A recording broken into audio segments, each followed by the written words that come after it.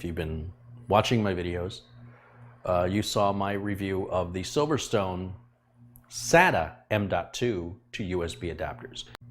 Furthermore, if you recall, you will have seen my video review of the Orico versus Sabrent NVMe to USB adapters. So Silverstone said, hey, we saw that review you did, and we did not have our MS11 ready, but we do now, and can we send it to you? Yes, please. Let's take a look at the package here. I just cut the tape, but before I take it out of the box, let's take a look at what you get. Link for this is in the video notes down below. This is the MS11.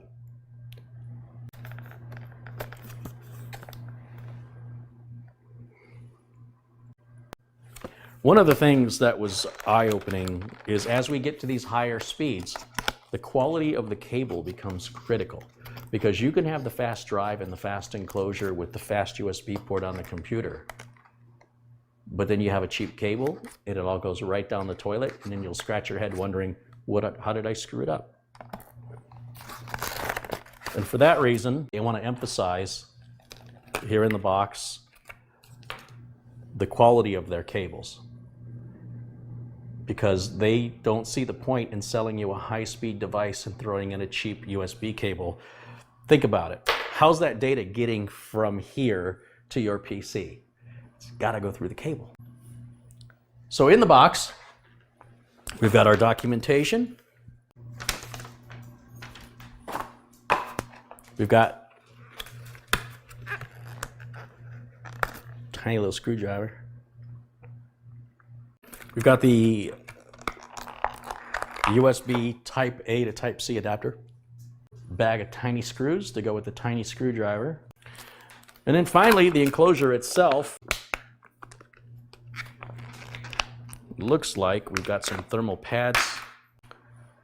Now the enclosure is going to have a Type C plug on it, so you can use a Type C to Type C cable. So as you noticed, or may not have noticed, the cable that they've included is Type C, and then what we call Type A. This is the very common USB side you're going to see the most. So if on the back of your computer you've got a small one like this, then you'd want to take this end and plug this adapter on it. So now what we have to do is we have to purchase an NVMe M.2 drive and put it in there. This is an empty enclosure. This is just like buying a hard drive enclosure where you have to put your own hard drive in. This is a DIY project. The drive has screws, 2 screws here and 2 screws here. It wants me to take apart this side with the hole in it. It wants me to take those 2 screws out. Let me do that right now. This is probably not a magnetized screwdriver. It's so tiny. Everything's so tiny. Can I just say, the one thing about this screwdriver is it makes me feel like I'm 40 feet tall. Give me your tiny screwdriver, human.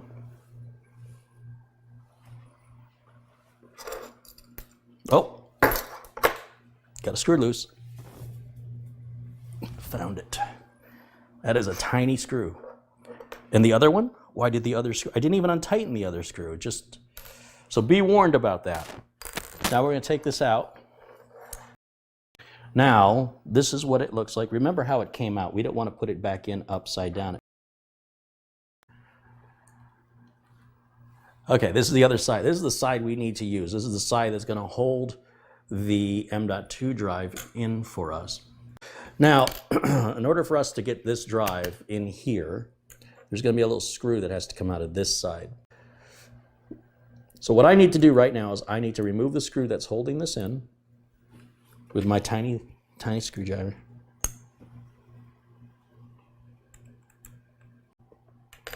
It is a little difficult to work with that screwdriver. I think I'm going to use a different driver when I put it together, maybe. See this little moon, half moon cut out? That's what's going to line up with that little brass thing we just took out.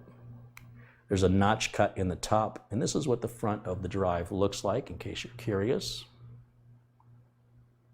You notice on this, there's no chips on the back. It's just a blank circuit board. All the chips are up on front. That's the way most M.2 drives I've seen exist. I don't know that I've seen one with chips on the back, but they must exist. And it's saying if it's a bare back, then what you want to do is take the thicker pad, which I have here. It's pretty thick. And we're going to take the protective peeling off of it here and just kind of center it here over the drive. And then peel the protective film off the opposite side. Right in here on the device, it's got a little socket and it's going to match exactly what it looks like on a modern motherboard. And the socket has a notch and the drive itself also has a notch. You must line those up and it sort of goes in on a bit of an angle and it'll sort of stick up like that.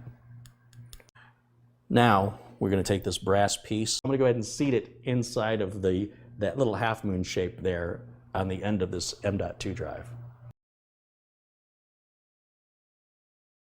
It's very difficult to show you, but it should seat in that little hole, and it's not quite seating. It's like it's just a little off. Yeah, it's not the only thing. There it goes. It just inserted, and now when you look closely, this brass piece is completely flush with the circuit board underneath. And then we're going to use the included screw to put in the back of it, and that's going to hold it down, and that keeps the M.2 drive that we've installed secured in position so it won't come loose. We're going to take the screw that came out. Try to avoid touching any circuitry. Like I'm holding the back of the board, and it's really hard for you to see. I can appreciate that. I'm not touching it anywhere where the circuitry is on this side, touching it over here. You can wear an electrostatic discharge strap if you make you feel better, but if you have safe handling precautions, as I demonstrated in my videos, then that would be irrelevant or redundant, but that's okay. If it makes you feel better, please go ahead and use one. Getting this started without a magnetic screwdriver is a little maddening. I definitely need a different screwdriver for this because I don't have the patience for it. That's going to make my life a lot easier now. So let's try this one more time. We've got the M.2 drive installed with the thermal pad now, and I'll take the other thermal pad, which we have two to choose from. I guess the spare one is the other one you would use if you had chips on the other side. The thermal pad doesn't extend the full length, and it's probably that way for a reason. There it is. Peel that off. And then we'll put that piece right back on there.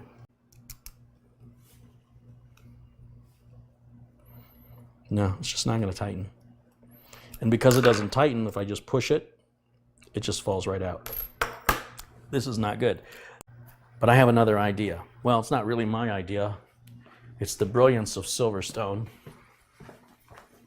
They sent me another one. Yeah, they sent me two. I want to see if the other one is any better, and if maybe I just got a unit that was, you know, not right. Because, hey, it can happen. It can happen to the best of manufacturers. Nobody's perfect. Deja vu, deja vu, deja vu. This will be a real easy test. I'm simply going to remove the top. These screws already feel better. Slide out the circuit board. I'll take this one because they're exactly the same. Put it back in. Huh? How you like me now? That looks good. Now, will these tighten?